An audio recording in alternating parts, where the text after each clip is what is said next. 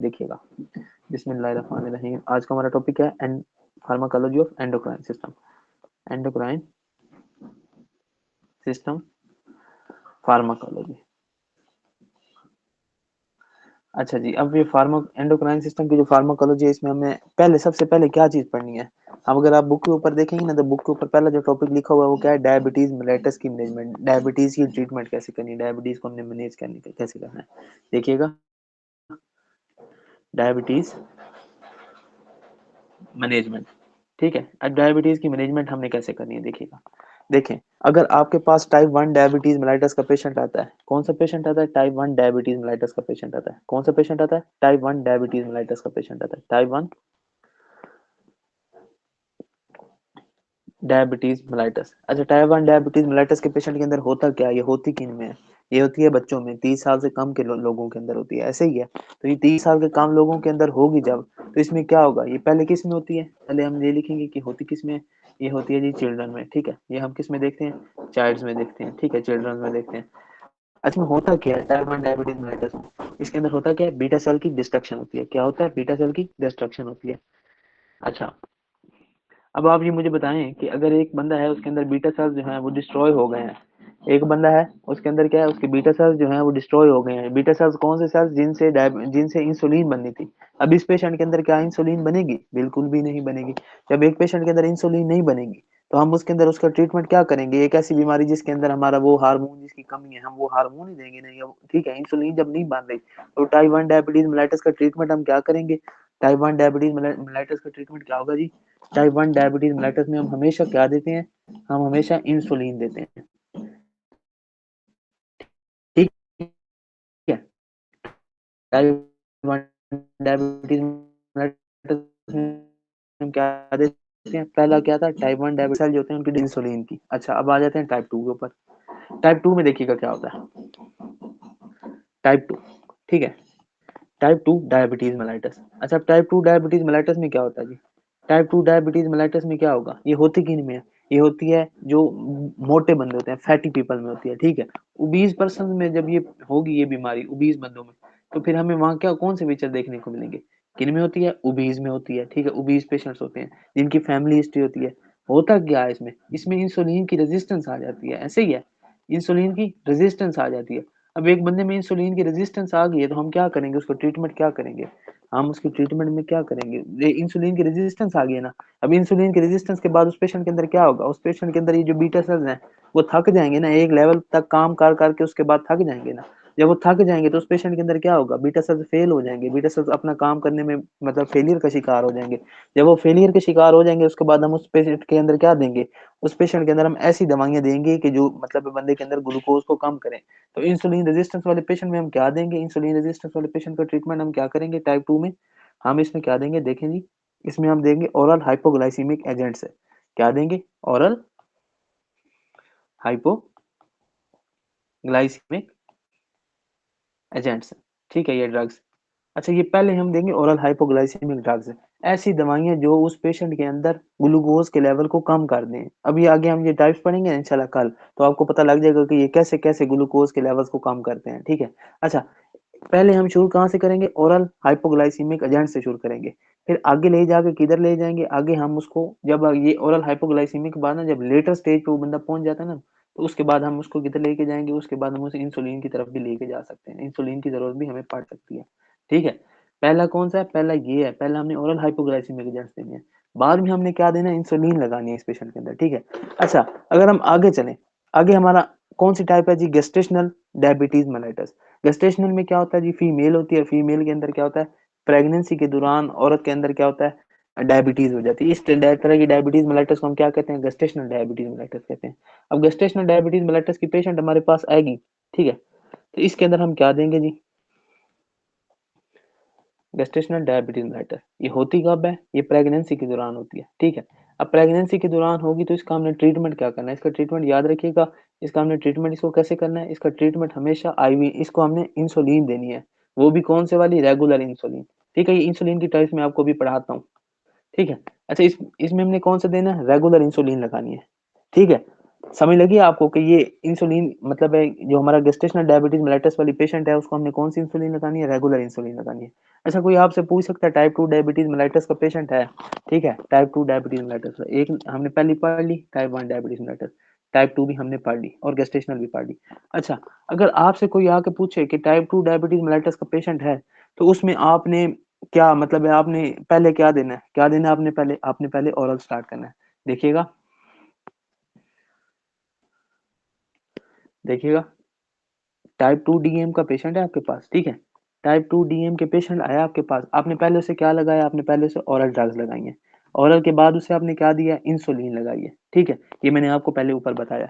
अच्छा अगर आपसे कोई पूछे, अगर आपसे कोई पूछे कि आपने टाइप 2 डायबिटीज मेलाइटस का पेशेंट आपके पास आया है तो ऐसी कौन सी हालत है कि आपने उसको इंसुलिन ही लगानी है। हालांकि हमने अभी क्या पढ़ा है, हमने क्या पढ़ा कि अगर हमारे पास टाइप 2 डायबिटीज मेलाइटस का पेशेंट आया है, टाइप 2 डायबिटीज मेलाइटस का पेशेंट आया तो हमने उसे क्या करना है, हमने पहले उसे ओरल एजेंट्स देने हैं, ओरल एजेंट्स, उसके बाद हमने उसे इंसुलिन की तरफ ले जाना है। पर ऐसी कौन सी सूरत हाल है कि हमारे पास टाइप 2 डायबिटीज मेलाइटस का पेशेंट आया और हमने पहले इंसुलिन लगानी है, तो वो उस सूरत में लगानी है जब उस बंदे का HbA1c 10 से ऊपर होगा। क्या होगा देखिएगा, मैं आपको लिख के बताता हूँ, देखिएगा पेशेंट का HbA1c,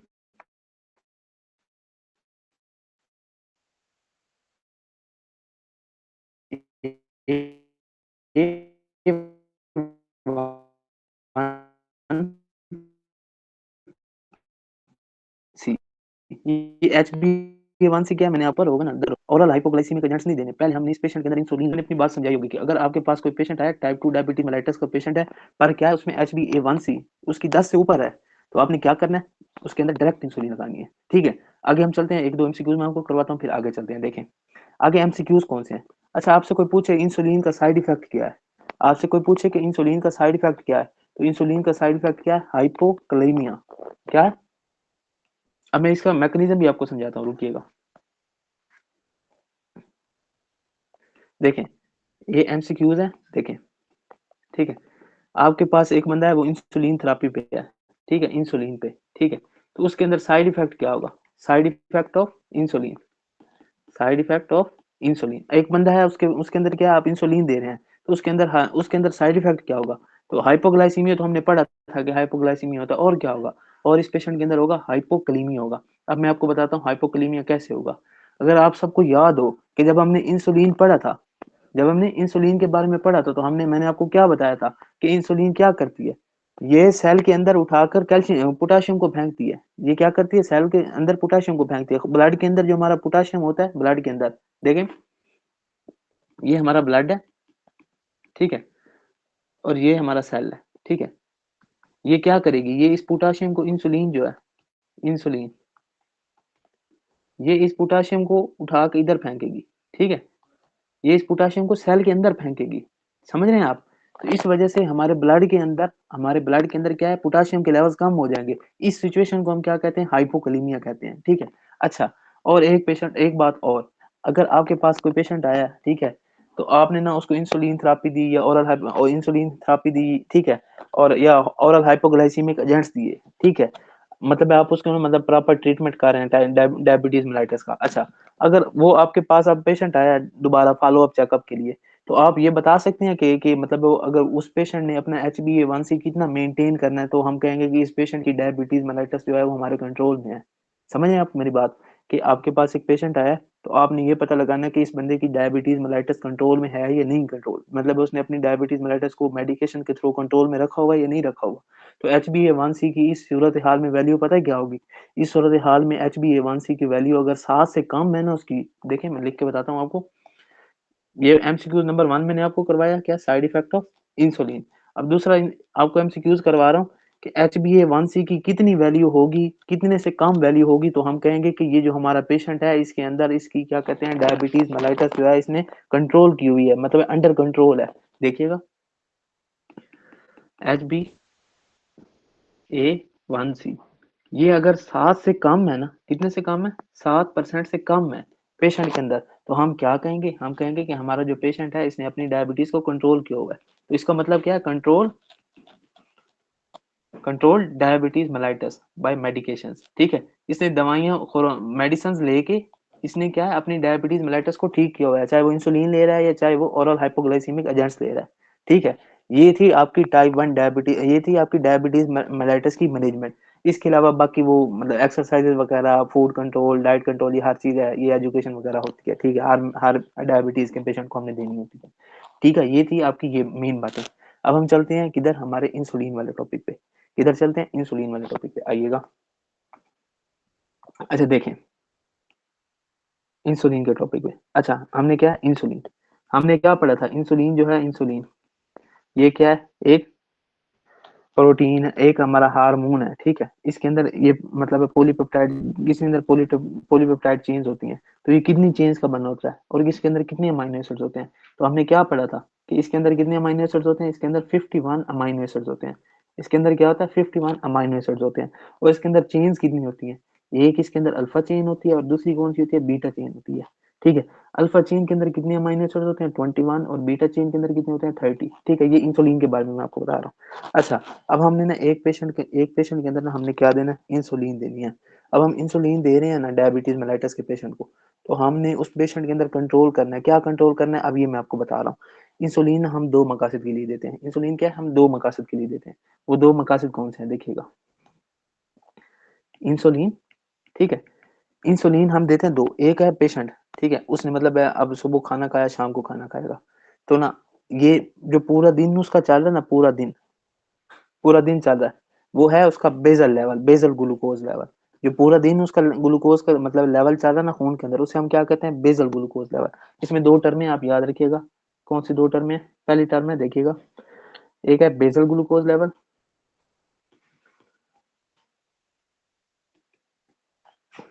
और एक दूसरा कौन सा, पोस्ट प्राइंडियल ग्लूकोज है। ठीक है।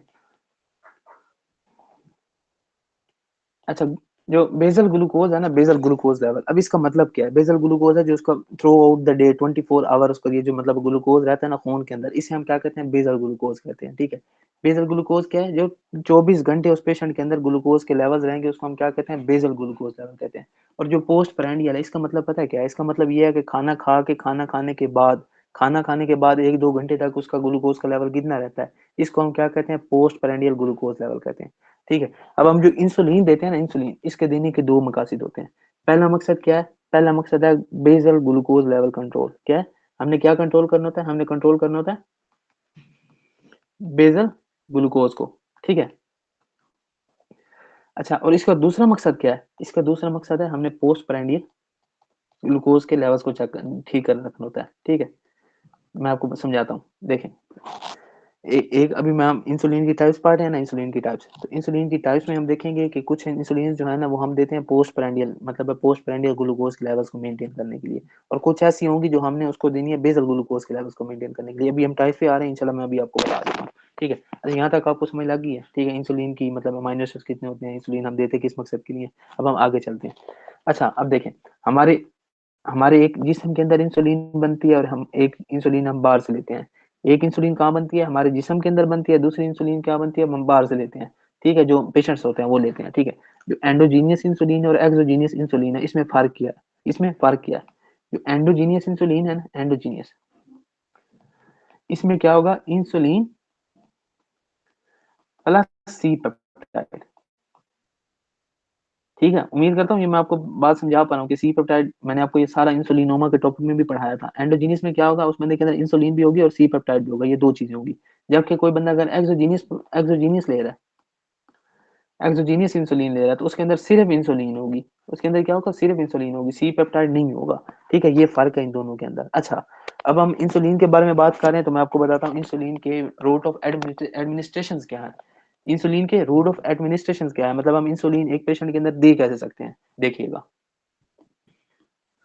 Route of administration for insulin. ठीक है, आपके पास एक पेशेंट आया, उसको हमने इंसुलिन लगानी है। अब इंसुलिन लगाने के लिए कौन कौन से मतलब मेथड्स हैं, किस किस तरीके से हम इंसुलिन लगा सकते हैं पेशेंट के अंदर, देखिएगा। जो पहला मेथड है ना, पहला मेथड वो कौन सा है, देखिएगा। पहला मेथड पता है कौन सा है, पहला मेथड वो है सब क्यूटेनियस मेथड। क्या है, सब क्यूटेनियस मेथड। सब क्यूटेनियस मेथड जो है ना, सब क्यूटेनियस मेथड। ठीक है, मतलब हम ये सबक्यूटेनियस टिश्यू जो होता है ना उसके अंदर हम ये लगाते हैं मतलब इंसुलिन को। ठीक है, और ये मोस्ट प्रेफर्ड है, ये मोस्ट प्रेफर्ड है, मतलब हम ज्यादातर जो हम लगाते हैं ना, आप क्या करते हैं, इंसुलिन लगाते हैं, पेशेंट्स जो लगाते हैं वो किधर लगा रहे होते हैं, सबक्यूटेनियस में लगा रहे होते हैं, सबक्यूटेनियस लेयर ऑफ स्किन में लगा रहे होते हैं। ठीक है तो ये क्या है, ये प्रेफर्ड है, ये क्या है, प्रेफर्ड, कि हम सबसे ज्यादा इसको प्रेफर करते हैं कि हम मरीज के अंदर ये सबक्यूटेनियस इंसुलिन लगाएं। ठीक है, और अच्छा इसकी सबक्यूटेनियस हम लगा रहे हैं, अच्छा इसकी बेस्ट लोकेशन कहाँ पे है, इसकी बेस्ट लोकेशन कहाँ पे है, इसकी बेस्ट लोकेशन है अराउंड अम्बलाइकस, अराउंड अम्बलाइकस। अब आपको समझ लग रही है, जो हमारी नाफ है ना, नाफ, इसके आसपास जो एरिया है ना, उसके जो सबक्यूटेनियस टिश्यू है वहां पे इंसुलिन लगाना जो है ये मतलब हम मोस्ट प्रेफर करते हैं, ज्यादातर प्रेफर करते हैं। पहला रूट हो गया, पहला रूट कौन सा है, सबक्यूटेनियस रूट है। अगर हम दूसरे रूट की तरफ चले, दूसरा रूट कौन सा है देखिएगा। अच्छा, अब दूसरा रूट पता है कौन सा है, दूसरा रूट आईवी। कौन सा रूट है, आईवी रूट है, मतलब हम आईवी इंसुलिन देते हैं पेशेंट के अंदर। अब ये आईवी इंसुलिन पता है हम कब देते हैं, आईवी इंसुलिन हम उस पेशेंट के अंदर देते हैं जिसके अंदर कोई इमरजेंसी है, किसी किस्म की इमरजेंसी है उस पेशेंट के अंदर, या फिर जैसे इमरजेंसी में कैसे अक्यूट कॉम्प्लिकेशन के साथ वो बंदा हमारे पास आया, जैसे हाइपर ओस्मोलर हाइपरग्लाइसेमिक स्टेट या डायबिटिक कीटोएसिडोसिस। इनमें हम कौन सी इंसुलिन लगाते हैं, इंसुलिन को किस मेथड के थ्रू देते हैं, किस रूट के थ्रू देते हैं, हम देते हैं आईवी रूट के थ्रू। तो आईवी रूट में हम कौन कौन किस तरह कौन मतलब कौन सी सूरत हाल में आईवी इंसुलिन देंगे, एक इमरजेंसी में, और इमरजेंसी में कौन सी दो, इमरजेंसी में कौन सी दो देखिएगा, इमरजेंसी में जो दो है ना वो कौन सी है, पहली है डीके डायबिटिक कीटो एसिडोसिस, और दूसरी कौन सी है, हाइपर ओस्मोलर हाइपरग्लाइसेमिक स्टेट। इन दो स्टेट्स के अंदर हम क्या है, पेशेंट के अंदर हम मतलब आईवी प्रेफर करते हैं ताकि वो पेशेंट को जल्दी जल्दी उसकी सिम्टम जो है वो ठीक हो जाए। अच्छा, अगर हम तीसरी तरफ चले ना, तीसरी तरफ, तीसरा, तीसरा क्या है, तीसरा है इनहेलेशन रोड। ठीक है, इनहेलेशनल रोड। ठीक है, इनहेलेशनल रूट का मतलब क्या है, इनहेलेशनल रूट ये ना सांस के थ्रू ना हम इंसुलिन देते हैं, पर ये पाकिस्तान या इसे हमारा एशिया जो है ना इसके अंदर नहीं होती, ये यूरोप और ये जो मतलब है अमेरिका वगैरह है ना, ये वहां पे होती है, एक्सपेंसिव होती है। ठीक है, तो ये कहाँ, ये यूरोप या जो दूसरे कंट्रीज है ना बाहर वाले, उधर ये यूज होती है इनहेलेशनल रूट। ठीक है, पाकिस्तान वगैरह में ये यूज नहीं होती, ना हमारी तरफ इनका कोई रिवाज है। अच्छा, ये तीन रूट थे इंसुलिन के। ठीक है, अब रह गया एक रूट ओरल, तो ओरली हम इंसुलिन नहीं देते, देखिएगा, we don't give insulin orally, हम इंसुलिन को ओरली नहीं देते। क्यों नहीं देते इंसुलिन ओरली, अच्छा ओरली हम क्यों नहीं देते, ओरली रूट ऑफ एडमिनिस्ट्रेशन क्यों है, क्यों नहीं है इस पेशेंट के अंदर, पता है क्यों नहीं है, इस पेशेंट के अंदर ओरली एडमिनिस्ट्रेशन रूट इसलिए नहीं है क्योंकि इंसुलिन एक प्रोटीन है, जब ये हमारे स्टोमिक के अंदर जाएगी तो हमारे स्टोमिक का पेप्सिन एंजाइम इसको डाइजेस्ट कर देगा, इसको मतलब इसको डाइजेस्ट कर देगा, इसको डिस्ट्रॉय कर देगा, इस वजह से हम इसको ओरली नहीं देते। ठीक है, ये प्रोटीन इन नेचर है, इंसुलिन क्या है, प्रोटीन है, प्रोटीन है। ठीक है, और जब हम इसे ओरली ओरली देंगे तो ये स्टोमक में जाएगी, और स्टोमक इसे क्या कर देगा, स्टोमक इसे डाइजेस्ट कर देगा। ठीक है, स्टोमक इसे क्या कर देगा, डाइजेस्ट कर देगा। इस वजह से हम इंसुलिन को कभी भी ओरली नहीं देते। ठीक है, ना ही कभी आपको ओरली फॉर्म में इंसुलिन मिलेगी। ठीक है, अगर हम आगे चले, ये हो गई रूट ऑफ एडमिनिस्ट्रेशन क्या है इंसुलिन का, उसके बाद एडमिनिस्ट्रेशन और ओरली हम इसको क्यों नहीं देते। अब हम चलते हैं अगले अगले पेज पे, अगले पेज में हमने क्या पढ़ना है, अगले पेज पे हमने पढ़ना है side effects of insulin. Insulin के क्या साइड इफेक्ट्स हैं देखिएगा, साइड इफेक्ट्स ऑफ इंसुलिन, एक तो मैंने आपको पहले बताया, वो कौन सा था, हाइपोकलीमिया था, कौन सा था, हाइपोकलीमिया, ये तो मैंने आपको अभी बताया, इसका सारा मैंने मेथड भी आपको समझाया। अगर हम आगे चले, आगे कौन सा है, आगे है हाइपोग्लाइसीमिया, ये तो ये भी हमने पढ़ा था जब हमने डायबिटीज मेलाइटस पढ़ी थी, उसमें हमने ये पढ़ा था। ठीक है, हाइपोग्लाइसीमिया। अच्छा, अगर हम आगे चले ना, तीसरा साइड इफेक्ट कौन सा है इसका, तीसरा साइड इफेक्ट इसका ये है कि ये लिपोडिस्ट्रोफी करवाती है। ये क्या करवाती है, लिपोडिस्ट्रोफी करवाती है। अब लिपोडिस्ट्रोफी का मतलब क्या है, ये फैट को बनवाती है ना, ये मतलब है ग्लूकोज के लेवल को कम करने के लिए ये क्या करती थी, ये क्या करवाती थी, लिपोजेनेसिस करवाती थी ना, वाया लिपोजेनेसिस।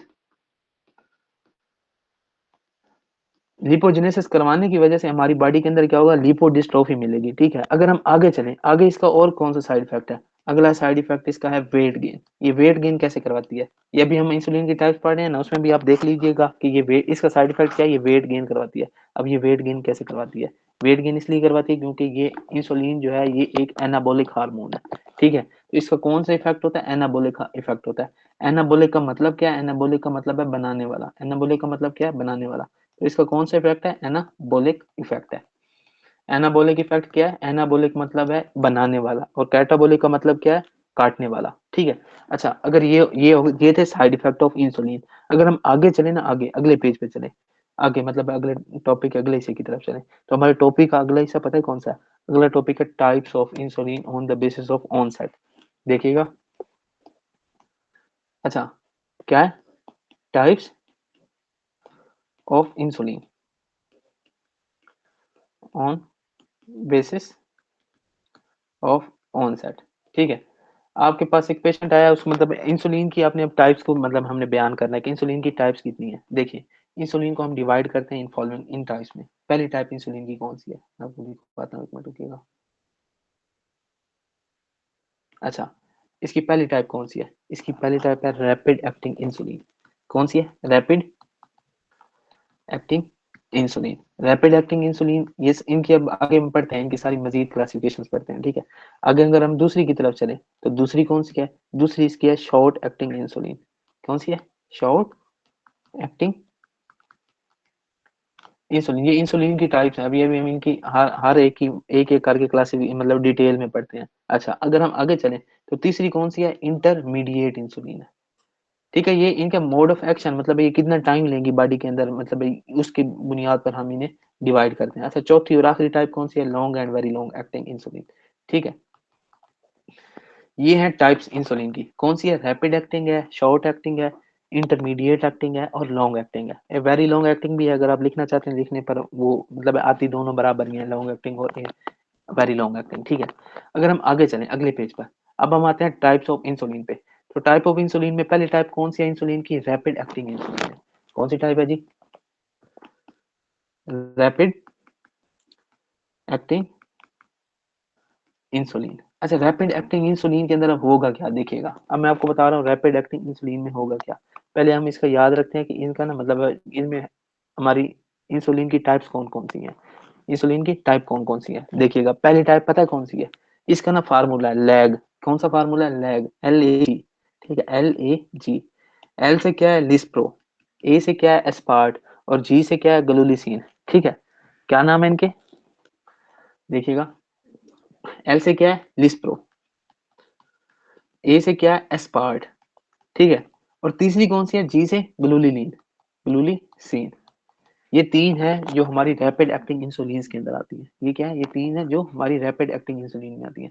अच्छा, अगर मैं आपको थोड़ी सी इसकी में आगे डिटेल में चले ना, हम इसकी इसके बारे में और डिटेल में चले, तो इसकी और डिटेल में पता है क्या होगा, इसमें अगर हम देखें ना, इसका पीक टाइम क्या होता है, क्या पीक टाइम, मतलब हमें एक पेशेंट को हमने ये दी है, रैपिड एक्टिंग इंसुलिन दी है, तो उसके खून में जाके कितने अरसे के बाद, कितनी देर के बाद इसका मैक्सिमम पीक होगी, कितनी देर के अंदर ये मतलब फुल बॉडी के अंदर अपना एक्शन दिखा रही होगी। तो इसका पीक टाइम पता है कितना, इसका पीक टाइम है 45 से 75 मिनट्स। कितना, 45 से 75 मिनट है, ये इसका क्या है, पीक टाइम है। पीक टाइम मतलब कि ये इस टाइम में मैक्सिमम अमाउंट में हमारे खून के अंदर प्रेजेंट होगी एक डोज देने के बाद। अच्छा, अब हम आगे चलें, तो हम इसका यूज क्या करते हैं, इसको हम यूज किस लिए करते हैं, देखिएगा।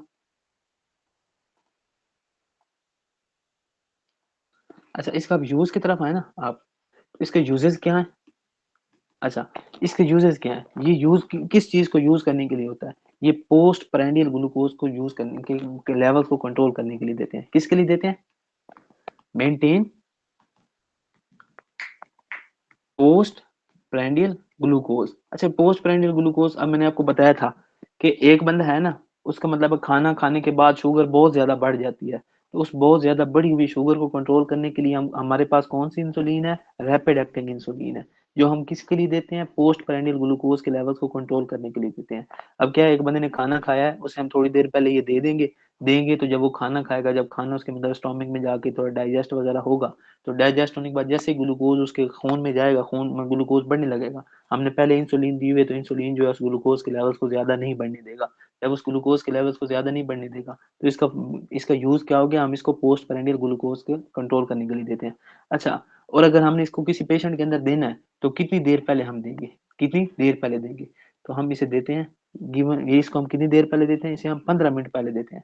खाने से 15 मिनट पहले किसी का मतलब डायबिटीज का पेशेंट है ना, तो हम उसे क्या करेंगे, उसके खाने से 15 मिनट पहले क्या है, उसको हम एक मतलब इंसुलिन की डोज दे देंगे। इस वजह से खाना खाने के बाद उसके इंसुलिन के लेवल्स नहीं बढ़ेंगे और उसके ग्लूकोज के लेवल्स नहीं बढ़ेंगे। तो हम क्या देते हैं, give before 15 minutes of meal. ठीक है, खाना खाने से कितनी देर पहले हमने इस पेशेंट के अंदर क्या रैपिड एक्टिंग इंसुलिन देनी है, 15 मिनट पहले देनी है। और हम इसको यूज किसके लिए करते हैं, पोस्ट प्रेंडियल ग्लूकोज के लेवल्स को कंट्रोल करने के लिए देते हैं। किसके लिए देते हैं, पोस्ट प्रेंडियल ग्लूकोज के लेवल्स को कंट्रोल करने के लिए देते हैं। ठीक था, ये था इसका यूज। अच्छा, अगर हम आगे चले, ये होगी टाइप 1। कौन सी है, रैपिड एक्टिंग इंसुलिन। इसमें कौन कौन सी इंसुलिन आती हैं, लैग, लिस्प्रो, एस्पार्ट और ग्लूलिसिन। अच्छा, ये इसका पीक टाइम क्या है, ये 45 से 75 मिनट के तक हमारे खून के अंदर मैक्सिमम अमाउंट्स के अंदर रहती है, उसके बाद इसके लेवल फेड करने लग जाते हैं। अगर हम इसके इस्तेमाल की तरफ जाएं, तो ये इसके इस्तेमाल क्या है, ये एक पोस्ट प्रेंडियल ग्लूकोज के लेवल्स को कंट्रोल करने के लिए देते हैं। दूसरा हम इसको किसके लिए देते हैं, दूसरा हम इसे देते हैं कि दूसरा हम इसे देते कब है, इसे हम देते हैं खाना खाने से 15 मिनट पहले। इसे कब देते हैं, खाना खाने से 15 मिनट पहले। अगर हम आगे चले, हमारी टाइप 2 कौन सी है, देखिएगा। अच्छा, हमारी टाइप 2 में हमारी अब कौन सी इंसुलिन है, हमारी टाइप 2 में इंसुलिन कौन सी थी जी, रेगुलर एक्टिंग इंसुलिन थी, या शॉर्ट एक्टिंग इंसुलिन भी हम इसे कहते हैं। ठीक है, शॉर्ट एक्टिंग इंसुलिन। ठीक है, इसे हम दूसरे लफ्जों में क्या कह सकते हैं, दूसरे लफ्जों में हम इसे रेगुलर कह सकते हैं। ठीक है, ये इसकी टाइप है रेगुलर इंसुलिन, जो हम आम आम आम रूटीन में यूज करते हैं। अच्छा जी, अब जो रेगुलर इंसुलिन है, रेगुलर इंसुलिन, ठीक है, अब इसका यूज क्या है हमारी बॉडी के अंदर। पहले ये इसका एक्शन कितना है और इसका पीक टाइम कितना है। ठीक है, देखें, अब ना मतलब है, ये मतलब हमारे हम इस किसी पेशेंट के अंदर हमने क्या दे दिया, हमने रेगुलर इंसुलिन दे दिया। ये रेगुलर इंसुलिन जो है ना, ये मतलब है इसकी एग्जांपल है। ये जो हम यूज करते हैं ना, इस इंसुलिन का क्या नाम है, शॉर्ट एक्टिंग इंसुलिन का नाम क्या है, रेगुलर इंसुलिन। ठीक है, अच्छा, अगर हम एक पेशेंट के अंदर ये दी है, तो कितनी देर के बाद हमारे पेशेंट के अंदर ये मतलब अपना काम स्टार्ट करेगी। ठीक है, कितनी देर के बाद ये हमारे पेशेंट के अंदर अपना पहला काम स्टार्ट करेगी, उस टाइम को हम क्या कहते हैं, एक्शन टाइम कहते हैं। तो इसका एक्शन टाइम कितना होगा, 1 घंटा होगा। क्या है, मैंने आपको क्या बताया कि इसका एक्शन टाइम कितना है, एक्शन मतलब है ये अपना जो फंक्शन है ना, फंक्शन ये 1 घंटे के बाद परफॉर्म करेगी। कितनी देर के बाद परफॉर्म करेगी, आफ्टर 1 आवर। ठीक है, 1 घंटे के बाद क्या इसने अपना फंक्शन परफॉर्म किया। अच्छा, खून के अंदर इसका पीक लेवल कितना होगा, खून के अंदर क्या है, इसका पीक लेवल कितना होगा, तो कितनी देर तक ये हमारे खून के अंदर रहेगी, उसके बाद इसके लेवल्स कम हो जाएंगे। तो कितना है, देखिएगा, इसका पीक टाइम कितना है, इसका पीक टाइम है 2 से 3 घंटे, 2 से 3 आवर्स। ठीक है, 2 से 3 घंटे तक हम इसको मतलब है इसका पीक टाइम है। अच्छा, अब इसका रूट ऑफ एडमिनिस्ट्रेशन कौन सा है, मतलब हम किसी पेशेंट के अंदर देनी है, तो ये कब कौन से रूट से देंगे, इसका रूट ऑफ एडमिनिस्ट्रेशन कौन सा है, route of administration IV route है। इसे कौन से रूट के थ्रू देते हैं, आईवी रूट के थ्रू देते हैं। अब आप याद करें, आईवी रूट के लिए हम कौन सी आईवी रूट में हम कौन सी इंसुलिन यूज करते थे, इंसुलिन को हम आईवी रूट के लिए कब यूज करते थे, ऐसी कंडीशंस जिनमें हमारा पेशेंट इमरजेंसी की हालत में हमारे पास आएगा। अब इमरजेंसी कैसी हो सकती है, इमरजेंसी में डायबिटिक कीटोएसिडोसिस हो सकता है, उसके बाद हाइपर ओस्मोलर हाइपरग्लाइसीमिक स्टेट हो सकता है, और एक और चीज कि हम इसे गेस्टेशनल डायबिटीज में भी यूज करते हैं। मैंने आपको बताया था ना, जब गेस्टेशनल डायबिटीज मेलाइटस का मैंने आपको ट्रीटमेंट बताया था कि गेस्टेशनल डायबिटीज मेलाइटस में हम कौन सी इंसुलिन यूज करते हैं, उसमें हम रेगुलर इंसुलिन यूज करते हैं। ठीक है, उम्मीद करता हूँ मैंने आपको अपनी बात समझाई होगी। इसके यूजेस कौन से हैं, देखिएगा।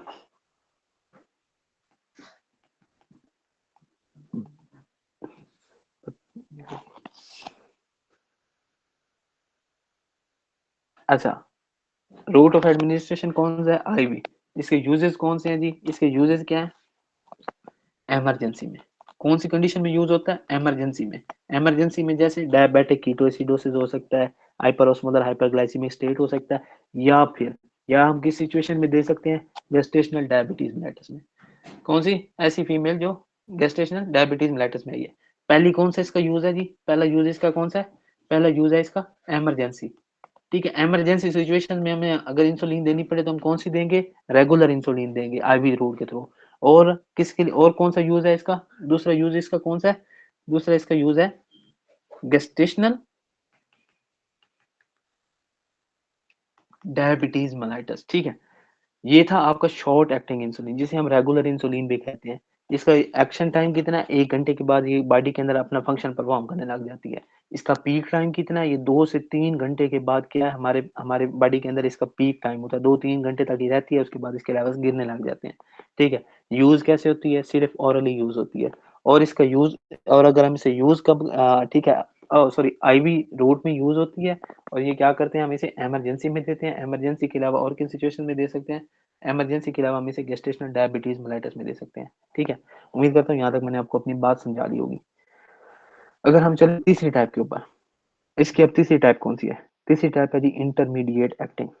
क्या है, इंटर, तीसरी टाइप है जी इंटरमीडिएट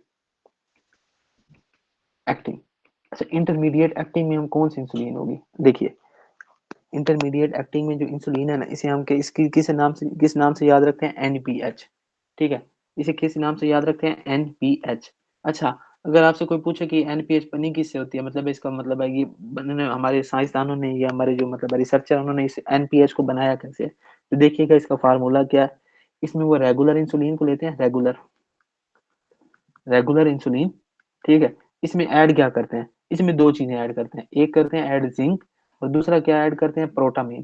ठीक है, प्रोटामीन।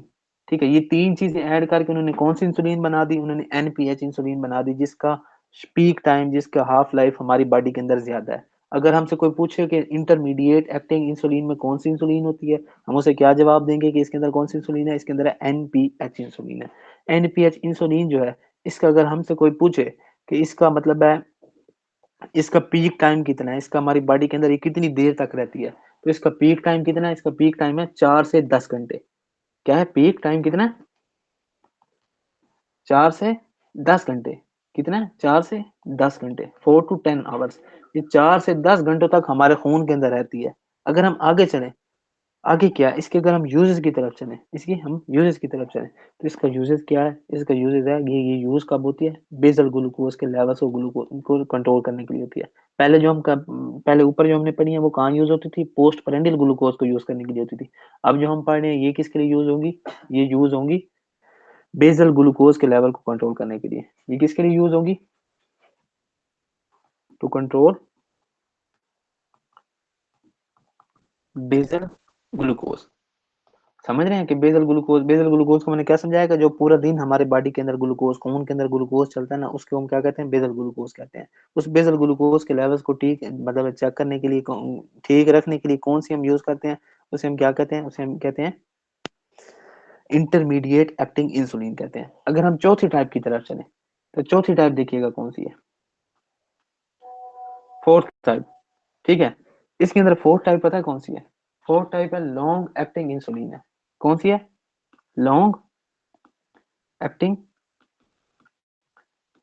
इंसुलिन है।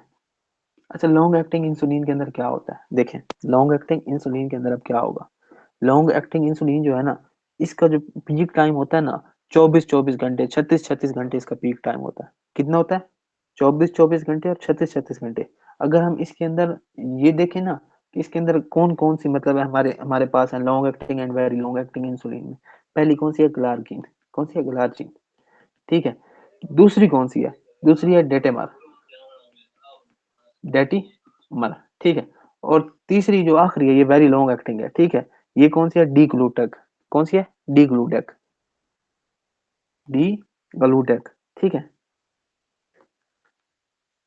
ये डी ग्लूटेक जो है, ये लॉन्गेस्ट एक्टिंग है। इसकी हाफ लाइफ, इसका पीक टाइम सबसे ज्यादा होता है। ठीक है। अच्छा, अब आगे चले ना, आगे, तो ये देखें, इसका ना एक बात और याद रखिएगा कि इनकी हाफ लाइफ सबसे ज्यादा होती है, पर इनका कोई पीक नहीं होता। मतलब है जैसे दूसरी हमने पढ़ी है ना, कि वो एक उनका मतलब टाइम आएगा, उनमें ये मतलब पीक में पहुंच जाएंगे, अपने मैक्सिमम लिमिट्स को पहुंच जाएंगे इनके लेवल्स। इसमें ऐसा कुछ नहीं होता। जो हमारी लॉन्ग एक्टिंग इंसुलिन है ना, इनमें ऐसा कोई सीन नहीं होता। इनमें क्या सीन होता है, इनमें ये जहाँ जिस जगह पे हम रखते हैं ना, जिस जगह पे हम इनका इंजेक्शन देते हैं, ये वहां प्रेसिपिटेट कर देते हैं। क्या, प्रेसिपिटेट। प्रेसिपिटेट का मतलब क्या है, मैं ये भी आपको समझाता हूँ। Precipitate at injection site. अब इसका मतलब क्या है, प्रेसिपिटेट एट इंजेक्शन साइट, जिस जगह पे हम देंगे ना, उस जगह पे ये इकट्ठी होकर बैठ जाएगी। उस जगह पे क्या है, ये इकट्ठी होकर बैठ जाएगी। उस जगह पे जब ये इकट्ठी होकर बैठ जाएगी ना, हल्की-हल्की वहाँ से खून में जाती रहेगी, हल्की-हल्की खून में जाती रहेगी, तो ये हमारे ग्लूकोज़ के लेवल्स को थ्रू आउट द डे 24-24 घंटे, 36-36 घंटे ये क्या है हमारे खून के लेवल्स को क्या कंट्रोल में रखेगी। तो अगर हम इसका क्या है, इसकी हाफ लाइफ देखें, कितनी हाफ लाइफ, इसकी हाफ लाइफ कितनी है? हाफ लाइफ नहीं, हाफ लाइफ की बजाय ना आप इसका लिखें कि इसके ना मतलब है पीक तो इनकी होती नहीं है ना, इनकी पीक तो होती नहीं है, नो पीक है, इनकी पीक नहीं है, ठीक है? और ये 24 से 36 घंटे stage for 24 to 6 hour in blood, ये 24 से 36 घंटे तक हमारे खून के अंदर रहती है, ठीक है? समझ रहे हैं आप कि 24 अगर हमने एक बार लॉन्ग एक्टिंग इंसुलिन की मतलब हमने डोज लगा दिया ना पेशेंट को, तो 24 घंटे तक हम उसे दोबारा हमें मतलब उसके ग्लूकोज की बेसल ग्लूकोज की फिक्र करने की कोई जरूरत नहीं है, ठीक है? उम्मीद करता हूँ यहाँ तक मैंने आपको अपनी बात समझाई होगी। उम्मीद अभी देखें, मैं आपको एक बार गो थ्रू करवा देता हूँ। देखें, हमने कौन-कौन सी इंसुलिन पढ़ी है जी? हमने इंसुलिन पढ़ी है 4 किस्म की। पहली थी रैपिड एक्टिंग थी, दूसरी थी शॉर्ट एक्टिंग इंसुलिन थी, तीसरी कौन-सी थी? तो तीसरी इंटरमीडिएट एक्टिंग थी और चौथी कौन-सी थी? लॉन्ग एक्टिंग इंसुलिन थी। अच्छा, जो हमारी पहली इंसुलिन है, वो कौन-सी थी? शॉर्ट एक्टिंग इंसुलिन थी या वेरी शॉर्ट एक्टिंग या रैपिड एक्टिंग इंसुलिन थी। उसके अंदर कौन-कौन सी 3 इंसुलिन्स थी? लैग वाली, एल, लिस्प्रो, ए, एस्पार्ट, जी, ग्लुलिसिन, ठीक है? ये 3 इंसुलिन्स की टाइप्स थी। अच्छा, अगर हम इनका पीक टाइम देखें, तो इनका पीक टाइम कितना था? 45 से 75 मिनट। कितना था? 45 से 75 मिनट तक ये हमारे खून में रहती हैं, उसके बाद मतलब इनके लेवल्स गिर जाते हैं, ये खत्म होने लग जाती हैं। इनके लेवल्स मतलब इनका काम कम होने लग जाता है। अच्छा, इसको हम यूज़ किसके लिए करते थे? इसे हम यूज़ करते थे कि हम बंदे के पोस्ट प्रांडियल ग्लूकोज़ के लेवल्स को मेंटेन कर सकें, कि खाना खाने के बाद बंदे के अंदर ग्लूकोज़ की स्पाइक ना आए, ग्लूकोज़ के लेवल बहुत ज़्यादा ना बढ़ जाए। इसको कंट्रोल करने के लिए हम कौन-सी इंसुलिन देते थे? रैपिड एक्टिंग इंसुलिन देते थे और इसे देते कब थे? इसे हम खाना खाने से 15 मिनट पहले दे देते थे। अगर हम दूसरी इंसुलिन की तरफ चलें, तो हमारी दूसरी इंसुलिन कौन-सी है? शॉर्ट एक्टिंग इंसुलिन है। अच्छा, शॉर्ट एक्टिंग इंसुलिन जो है इसके अंदर इंसुलिन के नाम क्या है? इसके अंदर इंसुलिन का नाम है रेगुलर इंसुलिन, ठीक है? इसका जो मोड ऑफ एक्शन है मतलब इसका फंक्शन टाइम क्या है? ये मतलब काम कब करना शुरू करती है? जब हम इसे देते हैं उसके 1 घंटे के बाद ये हमारे जिस्म के अंदर काम करना स्टार्ट कर देती है। 1 घंटे के बाद जब ये काम स्टार्ट करेगी तो 1 घंटे के बाद 2 से 3 घंटे तक ये हमारे खून के अंदर रहेगी। और हम इसे देते कब हैं? इसे हम तब देते हैं जब हमारा पेशेंट इमरजेंसी की सिचुएशन में हमारे पास आए। इमरजेंसी की सिचुएशन में कैसे आया कि वो डीकेए के साथ आया है, हाइपरओस्मोलर हाइपरग्लाइसेमिक स्टेट के साथ आया है या फिर कोई गेस्टेशनल डायबिटीज मेलिटस की पेशेंट है। तो उसके अंदर हम कौन-सी इंसुलिन लगाएँगे? उसके अंदर हम इंसुलिन जो लगाएँगे उसे हम कौन-सी कहते हैं इंसुलिन? उसे हम रेगुलर इंसुलिन कहते हैं, ठीक है? पहले ये इंसुलिन हम यूज़ करते थे किधर? पोस्टप्रांडियल ग्लूकोज़ के लेवल्स को कंट्रोल करने के लिए। पर अब क्यों नहीं करते? क्योंकि इसका मोड ऑफ एक्शन बहुत देर है। कोई पेशेंट है उसको हमने अगर रेगुलर इंसुलिन लगा दिया जिसमें पोस्टप्रांडियल ग्लूकोज़ के लेवल को कंट्रोल करने के लिए, तो वो तो घंटा बैठा रहेगा ना कि घंटा घंटा उसका खत्म हो, घंटे के बाद वो खाना खाए, घंटे के बाद खाना खा के उसके बाद मतलब वो मतलब लगवाए खाना खा के फिर 2-3 घंटे बाद जाके उसके ग्लूकोज़ के लेवल्स ठीक हों। तो इसलिए अब हम इसे क्या है पोस्ट पैरेंटियल ग्लूकोज के लेवल्स को कंट्रोल करने के लिए नहीं देते। अच्छा, अगर हम अगली टाइप पे चलें, तो अगली टाइप कौन-सी हमारी इंटरमीडिएट एक्टिंग है। इंटरमीडिएट एक्टिंग इंसुलिन के अंदर हमारी कौन-सी टाइप है? इसको हम कहते हैं एनपीएच। एनपीएच को हमने बनाया कैसे? एनपीएच को हमने बनाया कैसे? इसमें हमने रेगुलर इंसुलिन के साथ प्रोटामीन और जिंक इन 2 चीज़ों को ऐड कर दिया। इसकी वजह से हमारी इंटरमीडिएट एक्टिंग इंसुलिन बन गई है। इसका पीक टाइम कितना है? 4 से 10 घंटे तक ये हमारे खून के अंदर रहती है। और इसका यूज़ क्या है? ये बेसल ग्लूकोज़ के लेवल को कंट्रोल करने के लिए हमारी मदद करती है। अगर हम अगली टाइप पे आएँ, तो अगली टाइप हमारी कौन-सी है? लॉन्ग एक्टिंग इंसुलिन है। अब लॉन्ग एक्टिंग इंसुलिन के अंदर हमारी इंसुलिन की टाइप कौन-कौन सी है जी? ग्लार्गिन आती है, ठीक है? डेट्रामर आती है और डी-ग्लूटेक आती है, ठीक है? जो डी-ग्लूटेक है ये लॉन्गेस्ट एक्टिंग इंसुलिन है। अच्छा, इनमें होता क्या है जी, ये जहाँ पे हम इसका इंजेक्शन देते हैं, जहाँ पे हम इसका इंजेक्शन देंगे वहाँ पे क्या है ये प्रेसिपिटेट कर जाएगी। ये क्या कर जाएगी? प्रेसिपिटेट कर जाएगी। प्रेसिपिटेट मतलब क्या है? वहाँ पे इकट्ठी हो जाएगी। वहाँ से थोड़ी-थोड़ी खून में जाती रहेगी। तो इसकी क्या है? इसका पीक नहीं है कि इसका कोई पीक नहीं है कि मतलब इस टाइम पे ये अपने पीक लेवल पे होगी, नहीं। ये 36 घंटे इसका जब मतलब ये खून के अंदर 36-24 से 36 घंटे तक रहती है ना, ठीक है? तो 24 से 36 घंटे तक क्या है? 24 से 36 घंटे तक ये हमारे पेशेंट के अंदर ग्लूकोज़ के लेवल्स को मेंटेन रखेगी, ठीक है? अच्छा, अगर हम आगे चलें, इससे आगे चलें, ये थी टाइप ऑफ इंसुलिन जो मैंने आपको अभी पढ़ाई है। अब हम चलते हैं किधर? इंसुलिन। अभी मैं आपको थोड़े से मतलब अब आखिरी चीज़ मैं आपको बता रहा हूँ, फिर हम छुट्टी करते हैं आज के लिए, इतना ही काफ़ी है। देखें, इंसुलिन, ये क्या है? इंसुलिन, ठीक है? इंसुलिन की टाइप्स इंसुलिन यूज़ किसके लिए होती थी जी? आपको क्या बताया था, एक बेसल ग्लूकोज को कंट्रोल करने के लिए होती थी बेसल ग्लूकोज, और दूसरी किसके लिए कंट्रोल होती थी, दूसरी किसके लिए कंट्रोल होती थी, पोस्ट प्रेंडियल ग्लूकोज को कंट्रोल करने के लिए होती थी। ठीक है, पोस्ट प्रेंडियल ग्लूकोज और बेसल ग्लूकोज। अच्छा, अब देखें पोस्ट प्रेंडियल ग्लूकोज को कंट्रोल करने के लिए हमने कौन कौन सी दो इंसुलिन बताई थी आपको मैंने पोस्ट प्रेंडियल, मतलब एक हम यूज करते हैं और एक हम नहीं यूज करते। तो इसमें पहली कौन सी है, रैपिड एक्टिंग इंसुलिन। ठीक है, अच्छा इसमें आती कौन कौन सी है, इसमें आती है लैग वाली, एल ए जी, ये 3 इंसुलिन आती हैं। और दूसरी इंसुलिन जो है, मतलब अगर हमारे पास रैपिड एक्टिंग इंसुलिन नहीं है तो ये नहीं कि हमारे पास और कोई ऑप्शन नहीं है। दूसरा ऑप्शन कौन सा है, रेगुलर इंसुलिन वाला ऑप्शन है। ठीक है, रेगुलर इंसुलिन भी हम दे सकते हैं हमारे पेशेंट को। ठीक है, उम्मीद करता हूँ यहाँ तक मैंने आपको अपनी बात समझाई होगी। अगर हम आगे चलें, जो बेसल ग्लूकोज है, मतलब जो 24 घंटे 36 घंटे तक हमारे पेशेंट के अंदर खून के अंदर ग्लूकोज के लेवल्स को कंट्रोल करेगा, तो वो कौन सी हम देते हैं, कौन कौन सी टाइप्स देते हैं।